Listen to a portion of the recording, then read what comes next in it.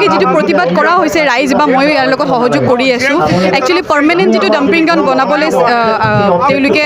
ভাবিছে সেইটো একচুৱেলি অসুবিধা হ'ব ৰাইজৰ কাৰণে যিহেতু ওচৰতে কব্ৰস্থান আছে ওচৰতে ঈদগাহ ফিল্ড আছে ইয়াতে যিহেতু আমাৰ পবিত্ৰ ঈদৰ নামাজো হয় চ' ইয়াতে যদি এনেকুৱা স্মেল আহি থাকে তো ৰাইজৰ বহুত বেছি অসুবিধা হ'ব যিটো ৰাস্তা আছে ৰাস্তাৰ লগত ডাম্পিং গ্ৰাউণ্ড হৈছে ৰাস্তাটো ডাম্পিং গ্ৰাউণ্ড বনিলে ইউজ কৰিব নোৱাৰিব মানুহে তো আমাক এনেকুৱা এটা ঠাই লাগে য'ত মানে ৰাইজৰ অসুবিধা নহয় আৰু এনেকুৱা নহয় যে জাবৰটো নি পেলাব ক'ত আজিৰ দিনত পেলাবও ঠাই লাগিব চ' সেই ঠাইও এটা বিচৰা মানে আমাৰ দায়িত্ব হয় আমি চাই মেলি কোনোবা এটা ঠাই যদি এনেকৈ দিওঁ য'ত ৰাইজৰ অসুবিধা নহয় চ' মই বিচাৰোঁ ডাম্পিং গ্ৰাউণ্ড পাৰ্মানেণ্ট হ'ব নালাগে ইয়াতে